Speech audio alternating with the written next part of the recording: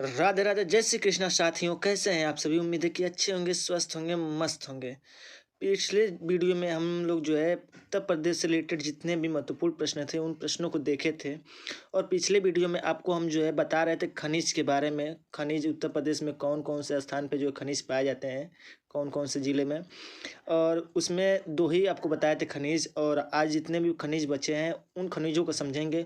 और इसके साथ साथ जो है आज बहुत ही हम लोग लंबा जो है वीडियो को देखेंगे, क्योंकि ये वीडियो बहुत लंबा होने वाला है और इसमें बहुत ज़्यादा आपकी जो है जो टॉपिक जो है कवर की जाएगी। ठीक है, तो बने रहिए ये, क्योंकि ये जो है आपका उत्तर प्रदेश स्पेशल जो है बैच चल रहा है। आप इसको ज्वाइन कीजिए और इसमें एकदम मन तन लगा के जो आप लग जाइए। ठीक है, चलिए सबसे पहला देखते हैं क्या कर रहा है।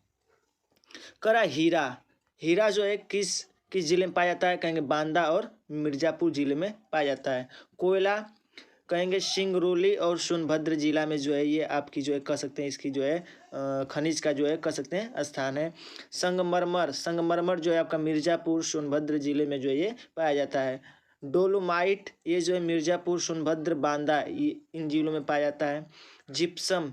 जिप्सम जानते होंगे कि जिसका प्रयोग जो है पीओपी बनाने में किया जाता है। जिप्सम जो है हमीरपुर झांसी इन दोनों राज्यों में जो है जिलों में जो है ये पाया जाता है। ठीक है, अगला है कि वेराइट्स एवं एंडालुसाइट ये कहाँ पाए जाते हैं? कहेंगे मिर्ज़ापुर और सोनभद्र जिले में पाए जाते हैं। ठीक है, चलिए आगे देखिए क्या कर रहा है। थोड़ा दोनों साइड है तो थोड़ा सा कवर करते हुए हम लोग चलेंगे। ठीक है, देखिए आगे क्या कर रहा है। देखिए अगला टॉपिक, अगला क्या है? बहुउद्देशीय परियोजनाएं यानी कि बांध। ठीक है, देखिए पहला बांध है रिहंद बांध परियोजना। ये किस नदी पर? कहेंगे रिहंद नदी पर स्थित है। माता टीला परियोजना कहेंगे बेतवा नदी पे। तो देखिए माता का पुत्र बेटवा होता है, तो माता से बेतवा याद कर लेंगे। ठीक है, अगला है राम गंगा परियोजना, कहेंगे मध्य गंगा परियोजना। ठीक है, गंगा तो गंगा दोनों नाम सेम है, याद हो जाएगा। शारदा परियोजना कहेंगे घाघरा नदी परियोजना ये। ठीक है, और गोविंद बल्लभ सागर परियोजना ओबरा जल विद्युत केंद्र गंडक परियोजना। ठीक है, तो ये जो है परियोजनाएं हैं। ठीक है, तो ये परियोजनाएं थी। चलिए और थोड़ा सा आगे देखते हैं क्वेश्चन क्या कर रहा है। देखिए कुछ विविध तथ्य हैं। क्या है? उत्तर प्रदेश के प्रथम मुख्यमंत्री कौन थे? तो कहेंगे श्री गोविंद बल्लभ पंत। ये काफ़ी इम्पोर्टेंट है। ठीक है, उत्तर प्रदेश की प्रथम राज्यपाल श्रीमती सरोजनी नायडू थी। अगला है कि उत्तर प्रदेश विधानसभा के प्रथम अध्यक्ष कौन थे? कहेंगे राजर्षि पुरुषोत्तम दास टंडन थे। काफ़ी जबरदस्त क्वेश्चन है उत्तर प्रदेश से। उत्तर प्रदेश विधान परिषद के प्रथम सभापति चंद्रभान थे। ठीक है, तो पूछा जाए कि उत्तर प्रदेश विधान परिषद के प्रथम जो है सभापति कौन थे? तो कहेंगे चंद्रभान थे। ठीक है, अगला है कि उत्तर प्रदेश की प्रथम महिला मुख्यमंत्री कौन थी? तो कहेंगे श्रीमती सुचेता कृपलानी थी। ठीक है, चलिए आगे देखिए क्या कर रहा है। आगे है कि उत्तर प्रदेश की एकमात्र आणविक परियोजना जो है कहाँ पे है? कहेंगे नरौरा। ठीक है, कहाँ? नरौरा बुंदल शहर में। ठीक है, बुलंदशहर में, सॉरी बुलंदशहर में नरौरा जो है ये आपका कह सकते एकमात्र जो है ये आणविक परियोजना है। प्रदेश का सबसे बड़ा औद्योगिक नगर जो है कानपुर है। ठीक है, औद्योगिक नगर यानी कह सकते औद्योगिक जो है कार्य जितने होते हैं ये कानपुर में अधिकतर होते हैं। सबसे बड़ा दरवाज़ा जो है उत्तर प्रदेश का कह सकते हैं कि बुलंद दरवाज़ा, सबसे बड़ा दरवाज़ा बुलंद दरवाज़ा है, फतेहपुर सीकरी में ये पड़ता है। अगला है कि महात्मा गांधी ने अपना प्रथम उपदेश कहाँ दिए थे? कहेंगे वाराणसी के सारनाथ में। वाराणसी से 10 किलोमीटर दूर जो है ये आपका सारनाथ है, वहीं पे जो है महात्मा बुद्ध ने अपना पहला उपदेश दिए थे। अगला है कि स्वतंत्रता का प्रथम संग्राम 1857 ईस्वी में मेरठ में ही हुआ था। तो स्वतंत्रता का जो प्रथम संग्राम हुआ था वो कहाँ हुआ था? मेरठ में हुआ था। कब हुआ था? 1857 ईस्वी में हुआ था। अब देखिए अगला टॉपिक क्या है। अगला टॉपिक है कि नदियों के किनारे बसे नगर। नदियों के किनारे कौन कौन से नगर बसे हुए हैं? तो देखिए आगरा शहर जो किस नदी के किनारे? कहेंगे यमुना नदी के किनारे स्थित है, काफ़ी इंपॉर्टेंट है। लखनऊ जो किस नदी के किनारे? तो कहेंगे गोमती नदी के किनारे स्थित है। बटेश्वर कहेंगे यमुना नदी के किनारे स्थित है। इलाहाबाद जो है गंगा यमुना सरस्वती यानी संगम जिसे कहा जाता है संगम पर स्थित है। ठीक है, चलिए आगे देखिए क्या कर रहा है। देखिए आगे करा कानपुर। कानपुर शहर जो है किस नदी के किनारे स्थित है? गंगा नदी के किनारे स्थित है। वृंदावन यमुना नदी के किनारे स्थित है। गोरखपुर राप्ती नदी के किनारे स्थित है। ये काफ़ी इंपॉर्टेंट है, याद रखिएगा। मथुरा जो है आपका यमुना नदी के किनारे स्थित है। राजघाट कह सकते हैं गंगा नदी के किनारे स्थित है। जौनपुर गोमती नदी के किनारे स्थित है। वाराणसी गंगा नदी के किनारे स्थित है। केवल आप इसको देखते जाइए, ठीक है, काफ़ी इंपॉर्टेंट है। हमीरपुर यमुना नदी के किनारे स्थित है। कौशाम्बी यमुना नदी के किनारे स्थित है। देखिए जितने आपको नाम ले रहे हैं ये सब के सब उत्तर प्रदेश में ही पड़ते हैं, ठीक है। सुल्तानपुर कह सकते हैं गोमती नदी के किनारे स्थित है। गाजीपुर कह सकते हैं गंगा नदी के किनारे स्थित है। अब देखिए अगला, काशी विद्यापीठ में पठन पाठन 1921 ईस्वी में महात्मा गांधी ने प्रारंभ किया। तो कहेंगे काशी विद्यापीठ में, ये जानते हैं काशी विद्यापीठ कहाँ है? बनारस में ही है। पठन पाठन 1921 ईस्वी में जो है महात्मा गांधी जी के द्वारा जो ये प्रारंभ किया गया था। अयोध्या का प्राचीन नाम क्या है? तो कहेंगे अयज्जा, अयज्जसा, ठीक है। तो कहेंगे अयाजसा, अयाजसा था, ठीक है। तो प्राचीन नाम, अयोध्या का प्राचीन नाम क्या था? तो कहेंगे अयाजसा, ठीक है। अगला है कि प्राचीन काल में कन्नौज जो है कान्यकुब्ज के नाम से जो है प्रसिद्ध था, ठीक है। तो कन्नौज को पहले जो है कान्यकुब्ज के नाम से भी जाना जाता था। चलिए आगे देखिए क्या कर रहा है। उत्तर प्रदेश का इतिहास। देखिए पहला टॉपिक हम लोग जो है समाप्त कर लिए हैं। दूसरे टॉपिक पे चलेंगे हम लोग। क्या है? उत्तर प्रदेश का इतिहास। प्राचीन काल में गंगा के मैदान में स्थित उत्तर प्रदेश का क्षेत्र मध्य देश था, ठीक है। फिर कह रहा है कि मध्य देश जो है वर्तमान में उत्तर प्रदेश, जिसमें कुरु, पांचाल, काशी, कौशल, शूरसेन, चांद, वत्स, मल्ल, महाजनपद जो है स्थापित थे, ठीक है। यानी कि आपके उत्तर प्रदेश में कुरु, पांचाल, काशी, कौशल, शूरसेन, चेदी, वत्स, मल्ल, महाजनपद, ये कह सकते हैं उत्तर प्रदेश में महाजनपद जो है ये आपके स्थित हैं, ठीक है। चलिए आगे देखिए। देखिए कुछ संक्षिप्त हैं, इनको थोड़ा सा समझते हैं, पढ़ते हैं। मिर्जापुर बुंदेलखंड और प्रतापगढ़ के सराय नाहर क्षेत्र में खुदाई के परिणाम स्वरूप प्राप्त प्राचीन और नवीन पाषाणकालीन औजार हथियार तथा मेरठ में आलमगीरपुर में हड़प्पा कालीन वस्तुएं मिली थी। यानी कहने का मतलब है कि मिर्जापुर बुंदेलखंड, देखिए मिर्जापुर बुंदेलखंड प्रतापगढ़ के सराय नाहर क्षेत्र में, जब वहाँ पे सराय क्षेत्र में, नाहर क्षेत्र में जब खुदाई हुई थी, तो खुदाई के प्राचीन जो है दौरान जो है वहाँ पे जो है नवीन पाषाणकालीन के जो है क्या मिले थे? औजार मिले थे, ठीक है। औजार और हथियार मिले थे। और मेरठ में, यानी मेरठ के आलमगीरपुर में जो है हड़प्पा कालीन वस्तुएं मिली थी। जितने भी हड़प्पा के समय जितनी भी वस्तुएं प्रयोग की जाती थी वो वस्तुएं मिली थी। उनमें से यह ज्ञात होता था कि यहाँ का इतिहास बहुत ही प्राचीन इतिहास रहा है, जिससे पता चलता था कि ये यहाँ का इतिहास जो है काफ़ी प्राचीन है। अगला है कि धीरे धीरे आगे देखिए।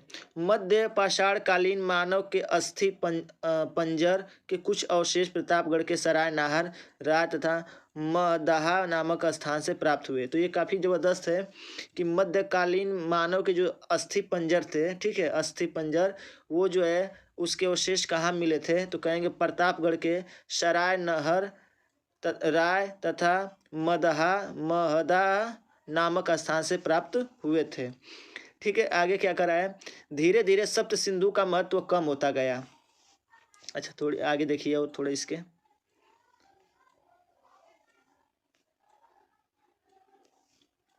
फिर करा मध्य पाषाण काल युग के विशिष्ट औजार सूक्ष्म पाषाण भी दक्षिणी उत्तर प्रदेश में पाए जाते हैं। कहने का मतलब ये कि जो मध्य पाषाणकालीन युग के जितने भी विशिष्ट औजार थे, सूक्ष्म चाहे बड़े हों चाहे छोटे औजार थे, पत्थर के जो भी बनाए गए थे, वो जो है उत्तर प्रदेश के दक्षिण क्षेत्र में ही क्या होते हैं? ये पाए गए थे, ठीक है। अगला है कि इलाहाबाद जिले के नौ पाषाण स्थलों की यह विशेषता है कि यहाँ ईसा पूर्व 6ठी शताब्दी में चावल का उत्पादन हुआ था। तो देखिए इलाहाबाद जिले में सबसे पहले तो ये पता चला कि नौ पाषाण कालीन में जो है चावल का भी उत्पादन जो है कह सकते हैं कि यहाँ होता था, ठीक है।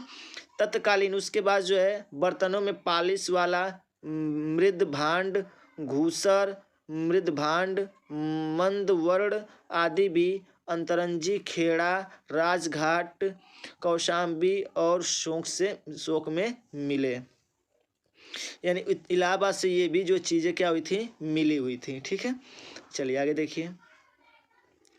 फिर आगे क्या करा है, नवीनतम खोजों के आधार पर भारतीय उपमहाद्वीप में प्राचीनतम कृषि साक्ष्य वाला स्थल जो है संत कबीर जिले में स्थित लघुराव देव है। ठीक है, अब देखिए नवीनतम जितने भी नए नए खोज हुए, ठीक है, भारतीय उपमहाद्वीप में, वो जो है प्राचीन कृषि साक्ष्य वाले, ठीक है, संत कबीर जिले में जो है कह सकते हैं स्थित जो है लघुरादेव है। ठीक है, चलिए आगे ऊपर आइए, क्या कर रहा है देखिए। कह रहा है कि धीरे धीरे सप्त सिंधु का महत्व कम होता गया और आर्यों को सरस्वती और गंगा की उपजाऊ भूमि ने आकर्षित कर लिया। अब धीरे धीरे जो है सप्त सिंधु का महत्व कम हो गया और आर्यों को जो है क्या प्राप्त हुआ, सरस्वती और गंगा उपजाऊ जो है भूमि मिली, जिसमें गंगा नदी और सरस्वती नदी जो है क्या करती थी, वास करती थी। और यही उनकी संस्कृति, साहित्य, आध्यात्मिक और राजनीति का केंद्र बना। ठीक है, यहीं से जो है इन लोगों का जो ये केंद्र बन गया। यहाँ कुरु, पांचाल, काशी, कौशल, अवध राज्य भी थे इसी आपके जो है उत्तर प्रदेश में। ठीक है, आगे देखिए क्या है, वैदिक काल में महर्षि देश के नाम से पहचाना जाता था।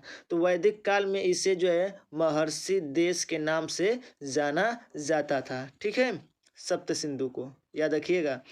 अगला है कि सभी राज्य परस्पर युद्धरत थे। सभी राज्य जो है क्या कर रहे थे, परस्पर ये युद्ध में लगे हुए थे। फिर आगे क्या करा है, सभी राज्य परस्पर युद्ध में कौशल ने काशी और अवंती ने वत्स पर अधिकार कर लिया। तो देखिए कौशल ने जो है काशी और अवंती इन पे जो है क्या कर लिया, उसने अधिकार कर लिया। अब बाद में कौशल अवंती को भी मगध द्वारा अपने राज्य में मिला लिया।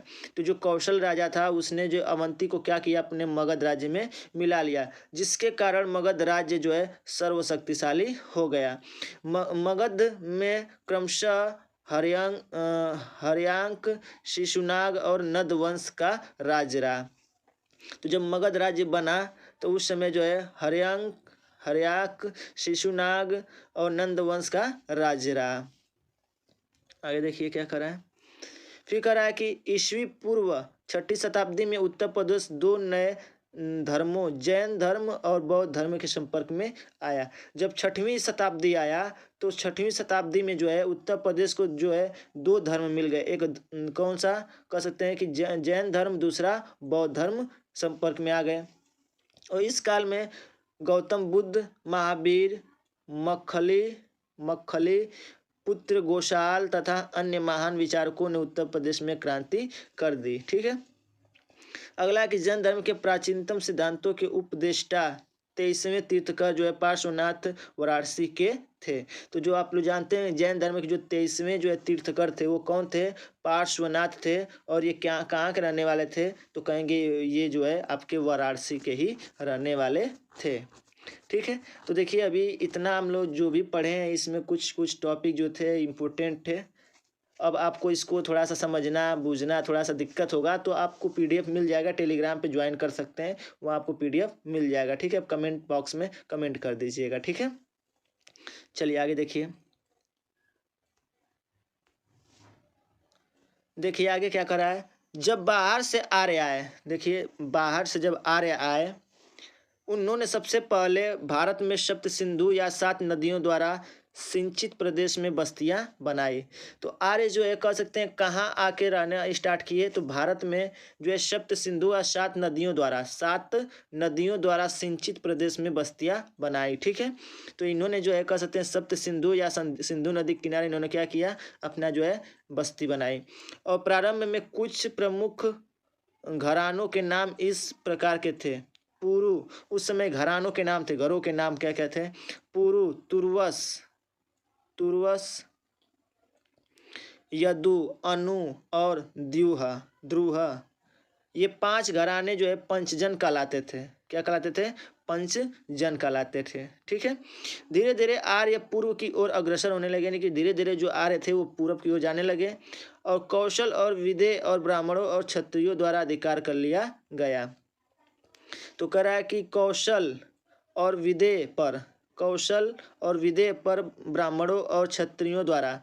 तो कह सकते हैं कौशल जो आपका जो था कौशल और विदेह पर जो है कौन, ब्राह्मण और क्षत्रियों ने क्या कर लिया, अपना अधिकार कर लिया। और इसका वर्णन जो है शतपथ ब्राह्मण में है।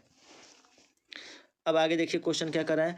जैन धर्म के 24वें तीर्थकर महावीर स्वामी जन्म जो है वसाड़ में हुआ था, वैशाली में हुआ था, ठीक है। किंतु उनके अनुयायियों की संख्या उत्तर प्रदेश में काफ़ी थी।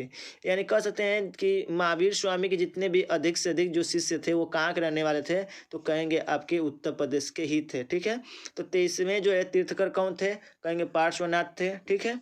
24वें कौन है, तो महावीर स्वामी थे, ठीक है। अब आगे देखिए, उत्तर प्रदेश के मथुरा में कंकाली टीले के भग्नावशेषों में किसी समय निर्मित एक भव्य जैन स्तूप का पता चला। तो जैन स्तूप का कहाँ पता चला, तो कहेंगे मथुरा में। कहाँ पे, मथुरा में, ठीक है। मध्य युग के प्रारंभ में निर्मित अनेक जैन धर्म स्थलियाँ आज भी देवगढ़, जो भी स्थलियाँ हैं वो आज भी देवगढ़, चंदेरी, अन्य स्थलों पर सुरक्षित है, ठीक है। तो ये देखिए थोड़ा सा समझने में दिक्कत होगा, ठीक है। चलिए आगे देखिए, मेन टॉपिक अब समझते हैं हम लोग क्वेश्चन को। देखिए अगला है कि गौतम बुद्ध ने बोध गया में ज्ञान प्राप्ति करने के बाद, देखिए गौतम बुद्ध ने जो है अपना ज्ञान कहाँ प्राप्त किए, बोध गया में, के बाद सारनाथ में अपना प्रथम उपदेश दिए। ज्ञान उन्होंने जो है बोध गया में प्राप्त किए और जो है अपना पहला उपदेश जो है कहाँ दिए, सारनाथ में। देखिए क्वेश्चन यहीं से है, जिसे बौद्ध ग्रंथों में धर्म चक्र प्रवर्तन के नाम से जाना जाता है, ठीक है। काफ़ी ज़बरदस्त क्वेश्चन थे। अगला है कि 6वीं शताब्दी में 16 महाजनपदों में गहरी प्रतिस्पर्धा चल रही थी और तत्कालीन राज्य और उनकी राजधानियों के नाम इन प्रकार से है। तो देखिए जो 16 महाजनपद हैं उनको हम समझते हैं।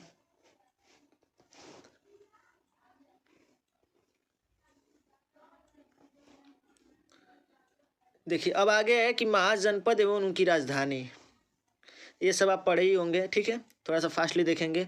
कुरु जो है कह सकते हैं मेरठ, दिल्ली और थानेश्वर जो है में इस समय ये तीनों में ये कुरु है, ठीक है। राजधानी इसकी कहाँ, इंद्रप्रस्थ है, दिल्ली के पास इंद्रप्रस्थ पड़ता है। पांचाल, बरेली, बदायूं, फर्रुखाबाद ये जो है अहिच्छत्र बरेली के पास जो है रामनगर में पड़ता है, ठीक है। इसकी राजधानी हो जाएगी।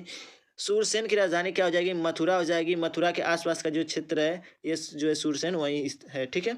वत्स इलाहाबाद के आसपास है। कौशाम्बी इलाहाबाद के पास कोशम के पास है, ठीक है। कौशल अवध जो है अवध में पड़ता है। इसकी राजधानी क्या है, साकेत यानी कि अयोध्या में पड़ता है। श्रावस्ती यानी कि गोंडा जिले में पड़ता है।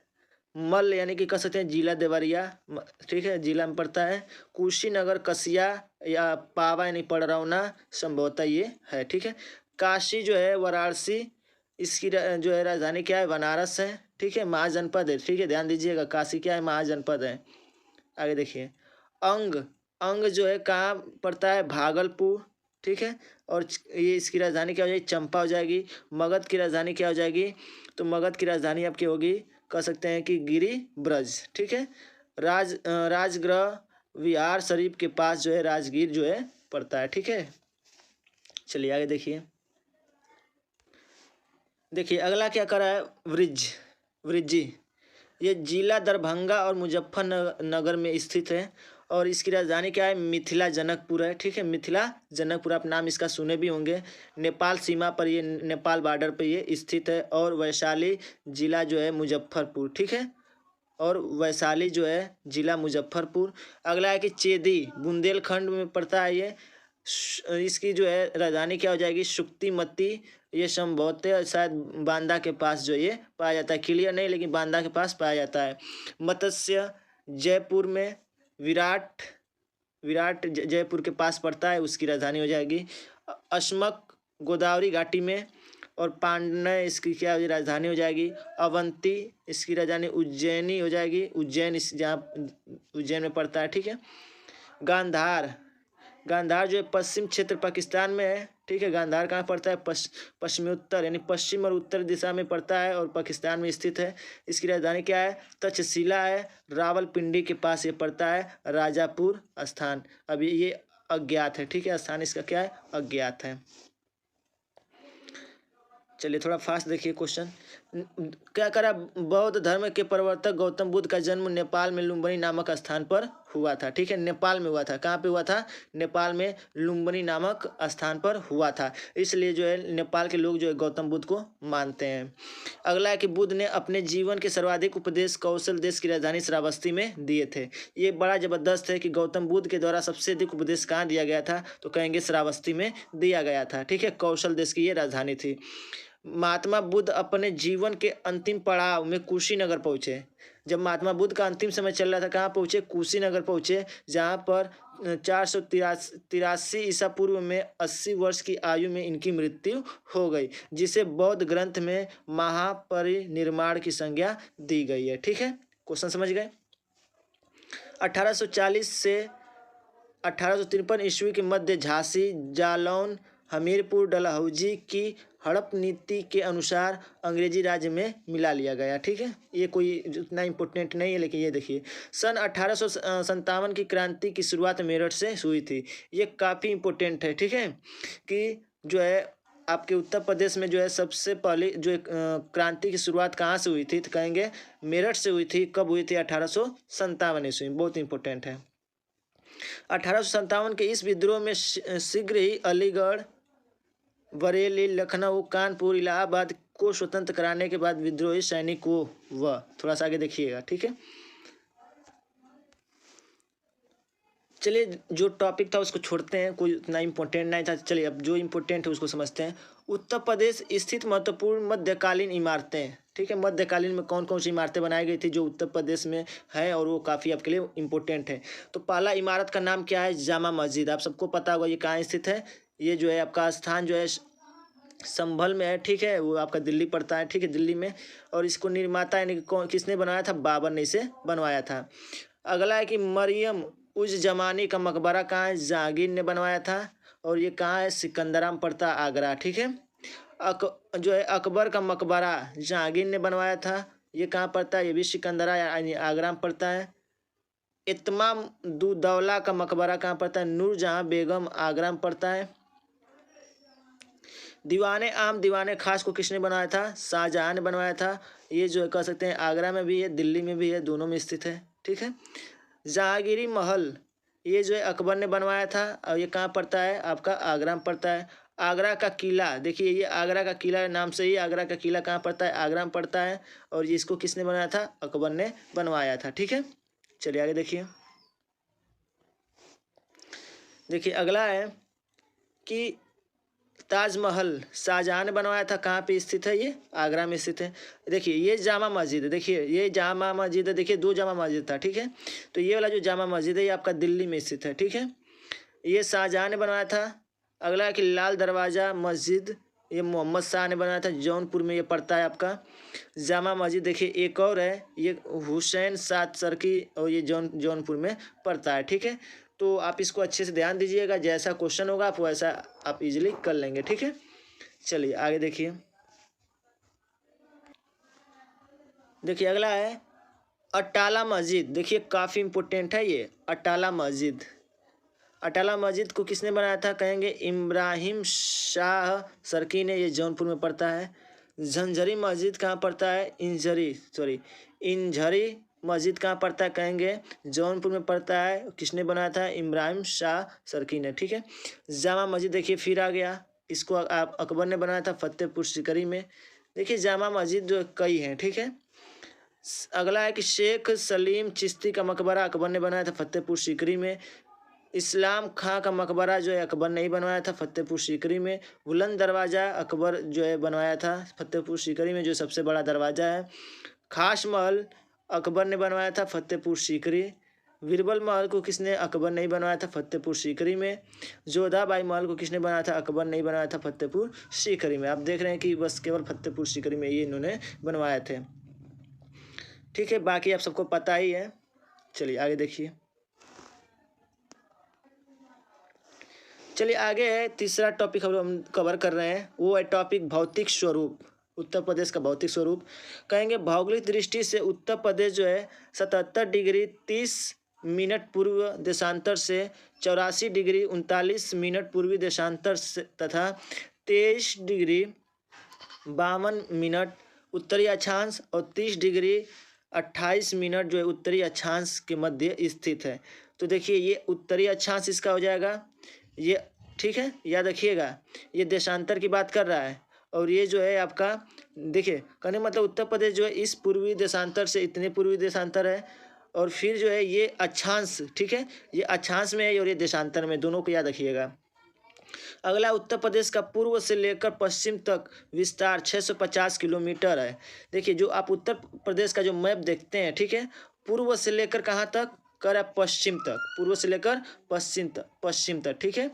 तो आप जानते हैं पूर्व आपका इधर होता है, पश्चिम इसका उधर होता है। तो यदि आप इसको यहाँ से यहाँ तक ऐसे मापे उत्तर प्रदेश की मैप को, तो ये टोटल जो है कितना है, तो कहेंगे 650 किलोमीटर है, ठीक है, ये हो गया। और उत्तर से दक्षिण तक का किलो सफ़र कितना है, 240 है। तो आप जब ऊपर से नीचे आएंगे तो इसकी दूरी कितनी हो जाएगी उत्तर प्रदेश की, 240 किलोमीटर हो जाएगी। ये काफ़ी इम्पोर्टेंट है, इसको अच्छे से याद रखिएगा, ठीक है, ये काफ़ी इम्पोर्टेंट है, ठीक है। आगे देखिए ये हो गया। उत्तर प्रदेश का क्षेत्रफल कितना है, तो कहेंगे कितना इसका क्षेत्रफल है, 2,40,928 वर्ग किलोमीटर है, ठीक है। अगला है कि क्षेत्रफल की दृष्टि से उत्तर प्रदेश का भारत में जो है कौन सा स्थान है। देखिए कह रहा उत्तर प्रदेश की दृष्टि से क्षेत्रफल की दृष्टि से उत्तर प्रदेश का भारत में कौन सा स्थान है, तो कहेंगे चौथा स्थान है। तो पहला नंबर पे जो है क्षेत्रफल की दृष्टि में राजस्थान है, फिर मध्य प्रदेश है, फिर महाराष्ट्र है, फिर चौथा नंबर पे आपका क्या आता है, जो है आपका उत्तर प्रदेश आता है, ठीक है, ये काफ़ी इम्पोर्टेंट है, ठीक है। अगला है जनसंख्या की दृष्टि से उत्तर प्रदेश का भारत में प्रथम स्थान कौन सा है, जनसंख्या की दृष्टि से, ध्यान दीजिएगा, जनसंख्या की दृष्टि से उत्तर प्रदेश का भारत में प्रथम स्थान है। कौन सा स्थान है, प्रथम स्थान। आप सबको पता ही होगा जनसंख्या की दृष्टि से जो है उत्तर प्रदेश राज्य जो है सबसे बड़ा आपका राज्य है, ठीक है। विश्व के 5 देश ऐसे हैं जिनकी जनसंख्या उत्तर प्रदेश से अधिक है। तो देखिए उत्तर प्रदेश काफ़ी अपने आप में काफ़ी बड़ा जो है आपका राज्य है। अभी 5 देश जो ऐसे हैं जिनके बाद जो है 6वें नंबर पे जो है आपका उत्तर प्रदेश का नंबर जो है आता है। अर्थात आप कह सकते हैं कि उत्तर प्रदेश 6वें नंबर पे आपका विश्व में है, ठीक है। चलिए आगे देखिए। चलिए देखिए अगला टॉपिक है आपका नदियाँ। चौथा टॉपिक क्या है, नदियाँ। तो उत्तर प्रदेश में कौन कौन सी नदियाँ हैं उनको हम समझेंगे, ठीक है। उत्तर प्रदेश की प्रमुख नदियाँ एक दृष्टि से देखिए उसको, नदी जो है कौन सा है, उद्गम स्थल कहाँ से निकलता है और कहाँ समाप्त हो जाता है, उसकी लंबाई कितनी होगी, ठीक है, काफ़ी इंपॉर्टेंट है। तो देखिए गंगा नदी आपका उत्तर प्रदेश में पड़ता है, ठीक है, आपको सबको पता होगा। ये कहाँ से निकलती है, तो कहेंगे गंगोत्री उत्तराखंड से निकलती है। गंगोत्री कहाँ पड़ता है, उत्तराखंड में पड़ता है, ठीक है। ये और ये जो कहाँ जाके मिल जाती है, बंगाल की खाड़ी में गिर जाती है, ठीक है। इसकी जो अगर लंबाई की बात करेंगे तो कितनी है, 2994 है। कितनी है, 2994 किलोमीटर इसकी क्या है, लंबाई है आपकी गंगा नदी की, ठीक है। यमुना नदी की लंबाई कितनी है, तो 1385 है। और ये कहाँ से निकलती है, यमुनोत्री से निकलती है, उत्तराखंड वहीं से निकलता है। और कहाँ जाके मिलती है ये, तो जो यमुना नदी है वो आकर जो है आपके गंगा नदी में क्या होती है, मिल जाती है, ठीक है। और इसकी हो ही गई लंबाई। अगला घाघरा नदी जो है कहाँ से निकलता है, घाघरा नदी, तो कहेंगे माप चा चुगो, ये कहाँ से निकलता है, कहेंगे नेपाल तिब्बत से निकलता है। गंगा नदी में आकर ये भी मिल जाता है। इसकी जो लंबाई है 1080 किलोमीटर है। चंबल नदी जनापाव पहाड़ी से निकलता है, मध्य प्रदेश से, और ये यमुना नदी में जाकर मिल जाता है, ठीक है। और इसकी लंबाई कितनी है, 965 किलोमीटर है। सोन नदी ये अमरकंटक से निकलता है, मध्य प्रदेश। अमरकंटक कहाँ पड़ता है, मध्य प्रदेश में पड़ता है, याद रखिएगा, ठीक है। ये जो है कह सकते हैं कि महादेव का ये मंदिर अमरकंटक में, ठीक है। और ये कहाँ जाके मिल जाता है, कहेंगे गंगा नदी में मिल जाता है। इसकी लंबाई कितनी है, 780 किलोमीटर। अगला है कि राप्ती नदी, ये कहाँ से निकलता है, कहेंगे लहू हिमालय से निकलता है, नेपाल यानी कह सकते हैं हिमालय कहाँ पड़ता है आपका, नेपाल में पड़ता है, याद रखिएगा। तो लहू हिमालय से निकलता है, घाघरा नदी में ये मिल जाता है, ठीक है। और इसकी लंबाई कितनी है, 640 किलोमीटर है। आगे देखिए क्या कर रहा है। अगला है कि राप्ती नदी। राप्ती नदी आपको पता है गोरखपुर नदी किनारे, ये गोरखपुर नदी जो इसी किनारे स्थित है। लघु हिमालय से निकलता है, नेपाल, घाघरा नदी में मिल जाता है, 40 किलोमीटर इसकी लंबाई है। रामगंगा लघु हिमालय नेपाल से निकलता है, ये भी गंगा में जाकर मिल जाता है। 600 किलोमीटर इसकी लंबाई है। बेतवा नदी जो है कसे विंध्य पर्वत से निकलता है और मध्य प्रदेश में पड़ता है। ठीक है, विंध्य पर्वत कहाँ पड़ता है? मध्य प्रदेश में। ये यमुना नदी में जाकर मिल जाता है, यानी कह सकते हैं कि इसे समाप्त हो जाता है। 480 किलोमीटर इसकी लंबाई है। सिंध नदी, ये नैनवास जो कहाँ पड़ता है? टोक राजस्थान में पड़ता है। ये यमुना नदी में ये भी जाकर मिल जाता है। 416 मीटर इसकी लंबाई है। अगला केन है, कैमूर की पहाड़ी से निकलता है, यमुना नदी में जाकर मिल जाता है। 308 किलोमीटर इसकी लंबाई है। टोंस, ठीक है, टोस जो है कैमूर की पहाड़ी से निकलता है, गंगा नदी में जो है जाकर मिल जाता है। 265 किलोमीटर इसकी लंबाई है। शारदा नदी, ये जो है मिलान हिमनद से निकलता है, यानी कुमायूं और उत्तराखंड, यानी कह सकते हैं कि शारदा नदी भी आपका कहाँ से निकलता है? उत्तराखंड से ही निकलता है, कुमायूं से। और ये जो है घाघरा नदी में जाकर मिल जाता है और 160 किलोमीटर इसकी लंबाई है। ठीक है, तो अभी आपको बातें समझ में आई। थोड़ी सी लॉन्ग वीडियो तो है, लेकिन आपके लिए कवर के लिए ज़रूरी है। ठीक है, यानी कह सकते हैं कि बहुत जल्दी फास्ट आपको जो है कवर करना है सिलेबस को, इसलिए बहुत फास्ट लेकर जो हम चल रहे हैं। ठीक है, चलिए आगे देखिए। चलिए अगला टॉपिक है प्रमुख झीलें। उत्तर प्रदेश में कौन कौन सी झीलें हैं जो काफ़ी इम्पोर्टेंट हैं, उसको देख लीजिए। उत्तर प्रदेश में झीलों का अभाव है, ये आप सबको पता है। उत्तर प्रदेश में झील जो है झील बहुत कम है, और यहाँ स्थित झीलों का विवरण निम्न प्रकार से है। तो जो भी कृत्रिम हो चाहे प्राकृतिक हो, जो भी झीलें हैं उत्तर प्रदेश में, वो जो है हम आपको बता रहे हैं। ठीक है, देखिए झील, पहला है कीठम झील, ये आगरा में पड़ता है। टांडावरी ताल कहाँ पड़ता है? मिर्ज़ापुर में।